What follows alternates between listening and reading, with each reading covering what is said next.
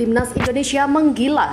Vietnam langsung panik, pelatih Malaysia minta maaf, akui Timnas Indonesia layak juara ASEAN Cup U23 2025. Publik Malaysia shock berat. Ya, Timnas Indonesia U23 mengamuk di babak pertama saat menjamu Timnas Brunei Darussalam U23 dalam laga Grup A Piala AFF U23 2025. Tim besutan Graul van den Boeck sudah unggul 7-0 dalam laga yang digelar di SUGBK Jakarta Selasa 15 Juli 2025. Pemain anyar Bali United sukses mencetak 5 gol. Dan Indonesia berhasil unggul saat laga baru berjalan 2 menit. Umpan tarik Raihan Hanan dituntaskan dengan sempurna oleh Jens Reven. Di menit 8, Indonesia menggandakan kedudukan. Jens Revens mencetak gol keduanya untuk Garuda Muda setelah menerima umpan manis dari Robby Darwish. Indonesia menambah gol di menit 20, sodoran dari Robby Darwish dituntaskan dengan tendangan Arhan Fikri dari luar kotak penalti. Di menit 30, Jens Revens kembali mencetak gol untuk Indonesia, disusul gol keempatnya di menit 32. Di menit 34, Gilian Raihan Anan mencetak gol. Sangat indah tendangan roket menghujam gawang Brunei. Brunei semakin menderita di menit 40. Tanpa ampun, Jens Reven mencetak gol kelimanya dalam laga ini lewat titik penalti. Babak pertama berakhir dan Indonesia sudah unggul 7-0. Di babak kedua, Timnas Indonesia tak mengendorkan serangan namun tak seefektif babak pertama. Timnas Indonesia terlihat sangat kesulitan untuk mencetak gol. Raihan Hanan berhasil mengubah skor menjadi 8-0.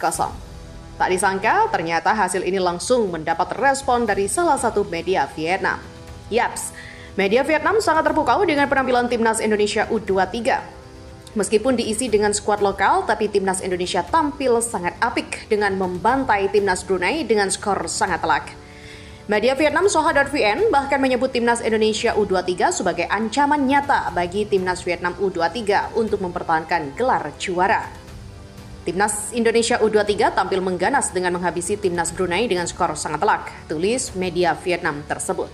Ini akan menjadi tantangan berat bagi tim muda Vietnam untuk mempertahankan gelar juara, lanjut media itu. Sementara itu, pelatih Malaysia U23 sebelumnya tak malu-malu mengakui Timnas Indonesia U23 sebagai kandidat juara ASEAN Cup U23 tahun ini. Jadi dari saya sendiri, menurut saya sendiri, Indonesia mungkin tim pasukan calon juara Piala AFF. Karena kelebihan mereka menjadi tuan rumah dan bermain di depan supporter sendiri, ujar Nafuzi. Sementara itu, menanggapi kekalahan memalukan atas Timnas Filipina U23, Nafuzi Zain menyampaikan permintaan maaf kepada publik sepak bola Malaysia usai tim asuhannya kalah 0-2 dari Filipina U23 dalam laga perdana Grup A AFF ASEAN Cup U23 2025. Pertandingan digelar di SUGBK Jakarta pada Selasa 15 Juli malam. Kami sudah bermain bagus tapi Filipina lebih beruntung dan menewaskan kita. Mohon maaf kepada penyokong Malaysia karena tak mampu bawa 3 mata untuk Malaysia, ujar Nafuzi kepada awak media di media center SUGBK. Khusus bagi Malaysia, kekalahan ini terasa pilu apalagi terjadi di laga pembuka turnamen yang belum pernah mereka juarai. Hal ini dikarenakan pada 2 laga sisa yakni saat melawan Brunei Darussalam dan Timnas Indonesia, Malaysia mau tidak mau wajib menang untuk menjaga kans lolos ke semifinal. Jika sampai gagal, memanfaatkan 2 laga sisa tersebut untuk meraih hasil maksimal, peluang Harimau Malaya untuk lolos ke semifinal bakal semakin tipis. Melihat kenyataan tersebut, mayoritas media Malaysia pun merasa syok dengan kekalahan yang diderita Harimau Malaya Muda di laga pembuka Piala AFF U23 2025 yang berlangsung di Indonesia. Sebagaimana media The Star Malaysia yang merasa kekalahan dari Filipina terasa mengejutkan. Malaysia menderita kekalahan mengejutkan 0-2 dari Filipina di laga pembuka AFF U23, tulis The Star dalam judul artikelnya. Sementara harian Metro Malaysia mengecap kekalahan dari Filipina pada laga pembuka selainnya tamparan bagi negaranya.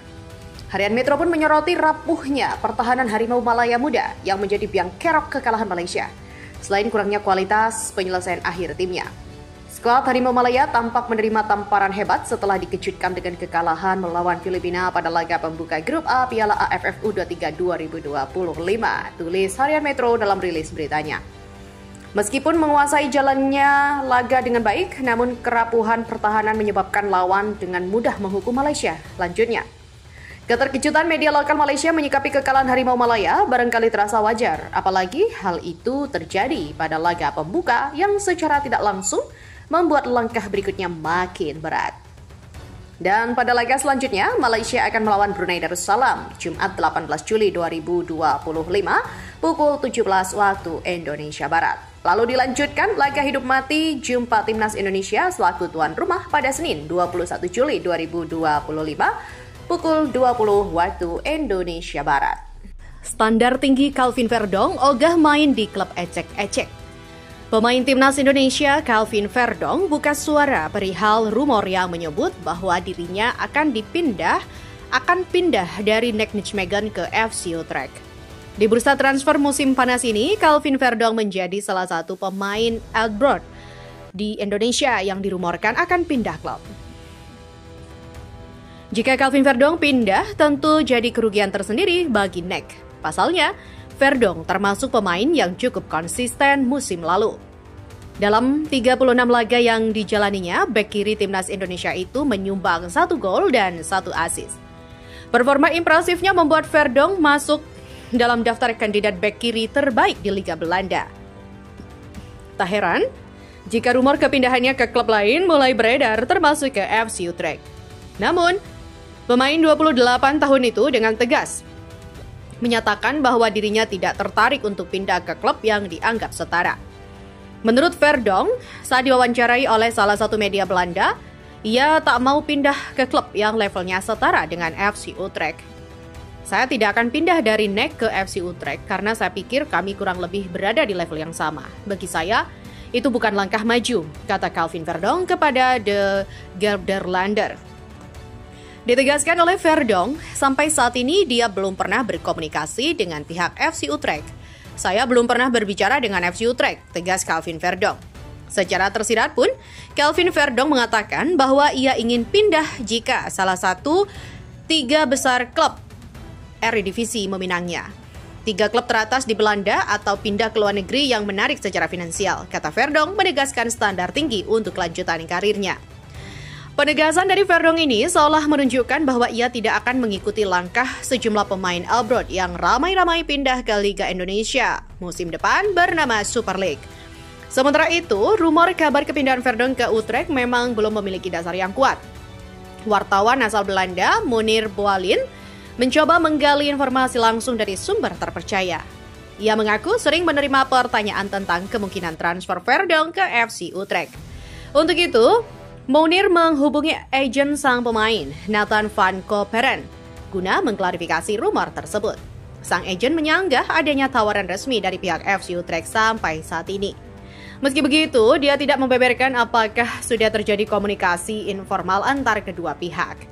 Munir menyebut bahwa tidak ada perkembangan transfer yang signifikan. Di sisi lain, Verdong mengaku merasa nyaman bersama NEC Nijmegen. Kontrak yang ia terima cukup bagus dan tidak ada hal yang membuatnya ingin segera hengkang. Sementara itu, NEC resmi merekrut pemain baru di sektor pertahanan. NEC datangkan pemain veteran Belanda, Hetro Willems. Dikutip dari laman resmi klub, NEC mendapatkan pemain berusia 31 tahun itu dari klub Spanyol, Castellón dengan status bebas transfer. Besar kemungkinan hadirnya Willems sebagai antisipasi kepergian Calvin Verdong di bursa transfer musim panas ini. Hetro Willems yang pernah menjadi rekan setim pemain Timnas Indonesia Ragnar Uratmangun sama-sama berposisi full back kiri seperti Calvin Verdong. Di NEC, ex-pemain FC Groningen dan PSV itu mendapatkan kontrak selama 1 tahun dengan opsi perpanjangan di akhir musim depan. Prioritas kami saat ini ialah sektor pertahanan. Kami mencari pemain yang dapat beradaptasi dengan cepat dengan gaya permainan kami dan Hetro cocok di sini, ucap Direktur NEC Carlos Ablers.